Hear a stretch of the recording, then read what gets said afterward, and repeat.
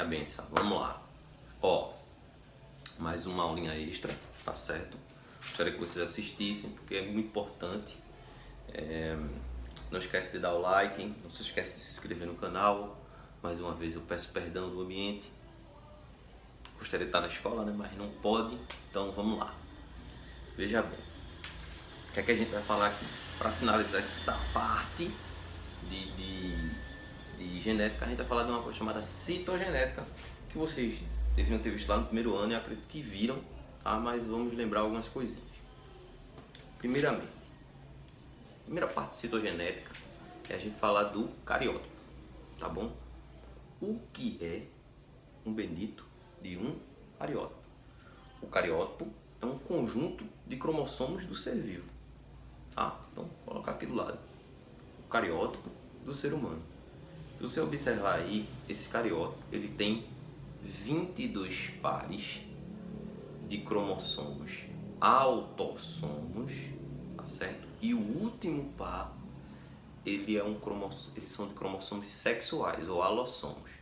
De modo que nós temos 46 cromossomos, tá? Em 23 pares, eles estão aos pares. Por isso que a gente diz que as células são diploides, tá bom? Porque os cromossomos estão aos pares. Um vem de origem materna, outro vem de origem paterna. Belezinha? Tranquilidade? Ótimo, sem estresse. Aí a gente vai para o seguinte processo. A alteração dos cromossomos, a alteração cromossômica. Essa alteração cromossômica ocorre de duas maneiras básicas. A primeira delas é a alteração numérica, na quantidade nos cromossomos. E a segunda delas, a alteração estrutural, que é a estrutura, né? A morfologia do cromossomo.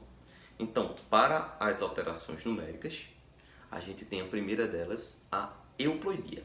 Vou colocar aqui, ó. Então, como você está vendo aí, a euploidia, ela é uma alteração em todo o conjunto cromossômico, certo? De modo que a gente vai ter alguns tipos de euploidias.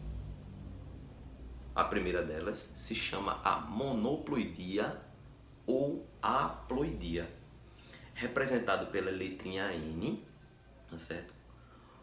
O indivíduo apresenta metade dos cromossomos, como a gente viu lá na aula sobre determinação sexual, a questão dos zangões, tá certo? Como é que os zangões são formados? A partir de um processo conhecido como partenogênese. O óvulo da fêmea não é fecundado e consegue formar um novo indivíduo. No caso do zangão. O zangão, ele tem a metade de cromossomos que as fêmeas, tá? As operárias e as rainhas têm, tá certo? Então ele é um indivíduo haploide. Não esqueça disso não.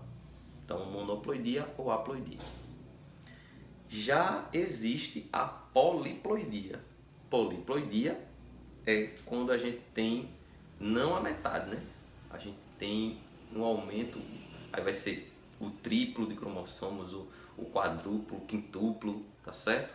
Então veja só, existem indivíduos triploides, tá? Que a gente chama de 3N. Existem indivíduos tetraploides, por exemplo, que são 4N, né? Por exemplo, a banana, ela é formada por células triploides, as células da banana, tá certo? Então são 3 conjuntos cromossômicos. Os cromossomos não estão aos pares, estão aos trios, tá certo? Então são 3 cromossomos homólogos. O morango, isso acontece muito, essas questões da poliploidia acontecem muito em plantas, certo? Em vegetais. Em animais não acontece muito porque o nosso, por exemplo, o ser humano, não é compatível com a gente, com o nosso desenvolvimento embrionário, essa questão da poliploidia. Se o indivíduo nascer poliploide, ele na verdade ele nem nasce, ele já começa a ter malformações e vai morrer, tá certo? Devido a essas malformações. No caso das plantas não, elas conseguem ter o indivíduo vai nascer e tudo bonitinho.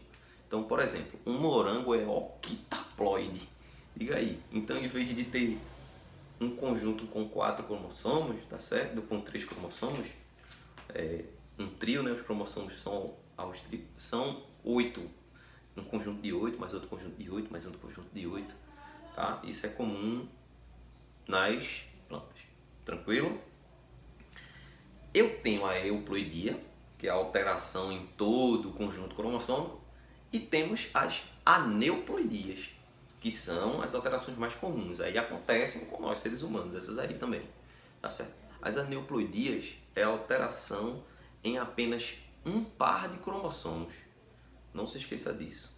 Euploidia altera todo o conjunto. Aneuploidias altera apenas um par deles, tá bom? Então, a gente tem primeiro a nulissomia. A nulissomia ela é representada por 2n menos 2. O que é isso? O que é que significa esse menos 2?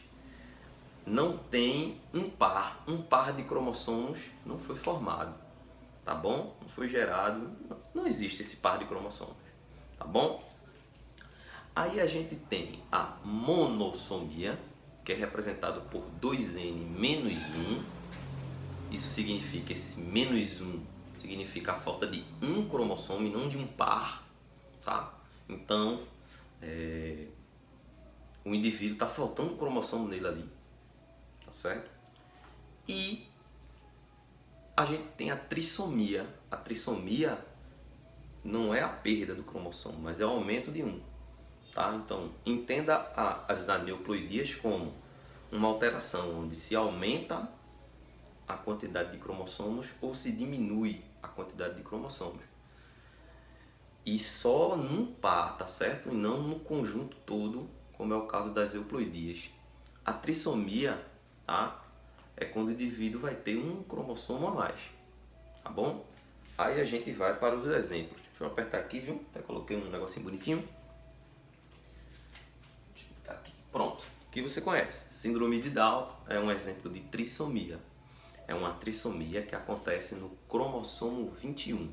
Em vez de ter dois pares desse cromossomo, dois pares ou um par, tá certo? Lá no conjunto 21, vai ter 3. Aí a gente chama trissomia do cromossomo 21. De modo que o cariótipo deste indivíduo aí, que é uma mulher, vai ser este aqui, ó. 47 XX, porque é uma mulher, mais 21. Não significa que ela tem mais 21 cromossomos. Significa que ela tem mais um cromossomo no par 21. Se fosse homem, qual era a única coisa que seria alterada ali? Em vez de ser XX, seria XY. Tá certo? Mais outras duas síndromes aqui. Síndrome de Patau, tá certo? Eu estou esquecido de qual cromossomo é. 13. Lembrei. Cromossomo 13. Tá bom? E como seria o cariótipo? 47. Se fosse mulher, XX. Fosse homem, XY. A síndrome de Patau, como é no cromossomo 13, aí vai aparecer lá mais 13. Tá bom? E a síndrome de Edwards no cromossomo 18. O mesmo cariótipo, só muda o finalzinho, tá bom? Ali onde está um mais. Tranquilão? Deixei aqui do lado um pouquinho só para você ver como é que são esses cariótipos. E aí, essas aneuploidias, elas são consideradas aneuploidias autossômicas. Eu até botei aqui, esqueci de falar, ó, autossômicas, porque elas acontecem nos cromossomos autossomos. Já existem aneuploidias que são nos cromossomos sexuais.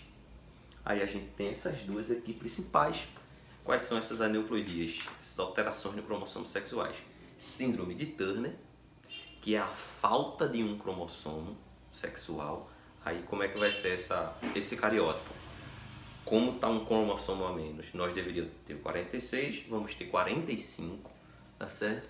45x0. Essa síndrome só ataca as mulheres porque não tem a presença do cromossomo Y, então não tem como formar os órgãos genitais masculinos. Não sei se você lembra da aula, se chama de determinação sexual, gene SRY, é ele que origina os testículos e forma o sistema genital masculino. Então, a síndrome de Turner é a falta de um cromossomo sexual. Então, 45x0, tá aqui do lado o cariótipo, tá?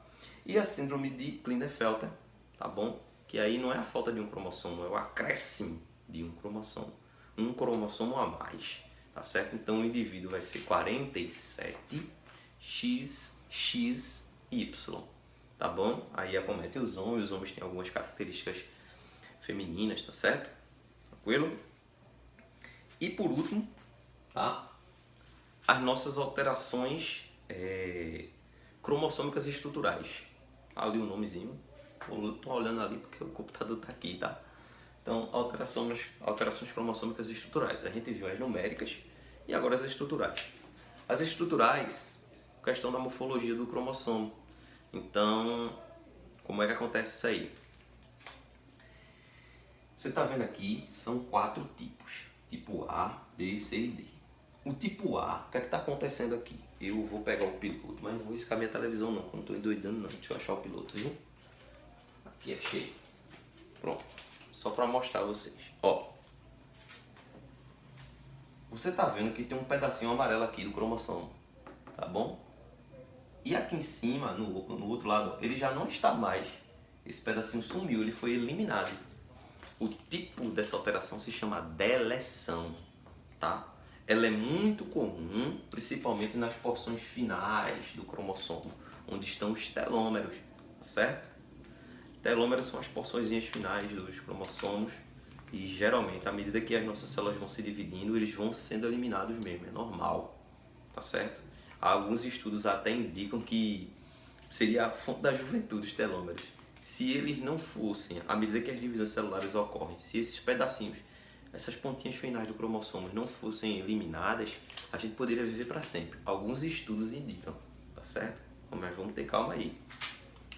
Então, perdeu-se um pedaço do cromossomo, é a deleção, tá certo? Deleção. Existe uma síndrome aqui chamada síndrome de Cri-du-Chat, do chiado do gato, tá certo? É um exemplo de síndrome que acontece por deleção. Vou botar o nomezinho aqui do lado, tá? Você, quer dizer, já apareceu, né? Você já viu. Aqui, o que vai acontecer é o seguinte. Você tá vendo que tem tá bom? Aqui ele, ó, bonitinho, amarelinho. Só que quando a gente vai pro outro lado, aconteceu uma repetição, ó. Aqui eu tenho 2 pedaços dele.